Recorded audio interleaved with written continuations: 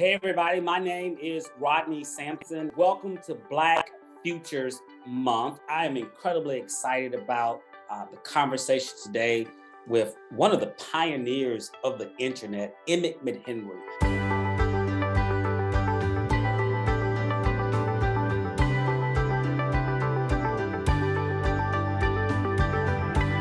Emmit, how are you doing?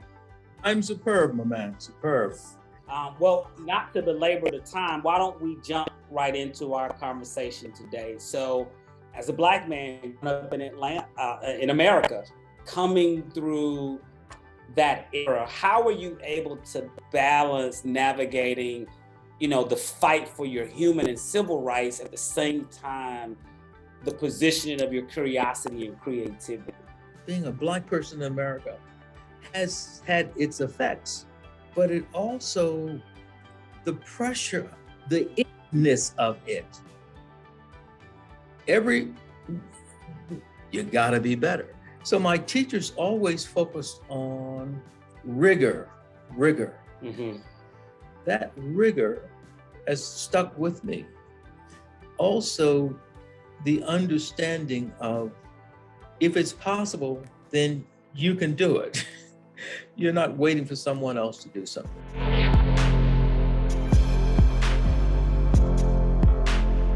Last year, $156 billion went to founders. Less than 0.5% of that went to Black founders. If it were reversed and you and I had access to the 99%, what would be different? What do you think would be different? If we only had access to 15%. There you go. Right? Yep. We don't want an unfair advantage. We just want a fair advantage, a fair in the scheme. I sold a company for a little money. It ended up being a $23 billion enterprise. If I had a quarter of that, how I would have invested my money and the outcome of that would have been different. Most folks in our tribe who have wealth as entrepreneurs, it's the wealth of their company, it's not their liquidity. Mm-hmm. Liquidity is a tool that you can use to lever growth with others. It's not desirable for most to take money out of their operating company because they're thinking that money helps that company grow. And so we wonder why we don't support each other more. It's a function of liquidity.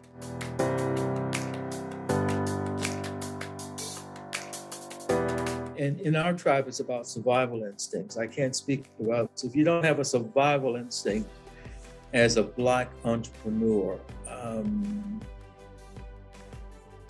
I don't know how you do it because you don't last very long. Old investor buddies say entrepreneurship is not like Little League. Everybody doesn't get a trophy. No. But you said something. Now, I would believe this. If it were reversed, and because of how we are belonging and including as a person, it would be more equitable for everybody. People talk about civil rights. Every piece of civil rights legislation that's passed has helped the majority more than it's helped the minority. Let's take government programs for the poor. There are more poor white people in America than there are Black people in America. Mm-hmm. And we talk about it as though it's a Black thing, being poor. Poor is poor. We're done a disservice by politicians and media when they want to do a good thing and they simply focus on Black folk as the talking point. They need to acknowledge that this money is going to go to poor people and it's going to include Black folks on an equal basis. Black history is indeed American history. It seems so limited to want to erase the part of history because it doesn't make you or your children feel a certain way. The truth is not always comfortable, but when you learn Black history, the resilience and the results that came out of not having a lot to start with. And if you are an entrepreneur and you don't know about innovators that happen to be Black or are innovators because they are Black, then you're doing your body of work a disservice.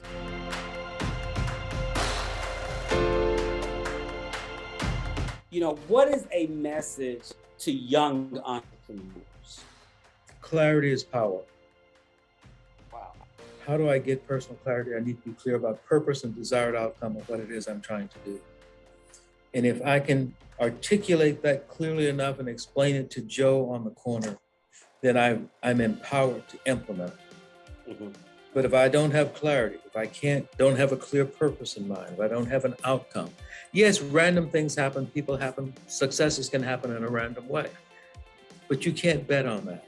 Be open to learning, be open to, you read case studies. Knowledge in the space you're in is really important, but you don't have to be the smartest person to do that. You don't have to be the smartest person in the room. I always want people smarter than me about what they do. I want the CFO to be a better financial engineer than I am. And if you can't find people smarter than you for what you need, then you got to look around at people as advisors who are smarter than you. Emmit, thank you so much on behalf of Opportunity Hub and GoDaddy. And thank you for being transparent, being candid, telling us about your journey, and taking us into the future. Thank you. Thank you.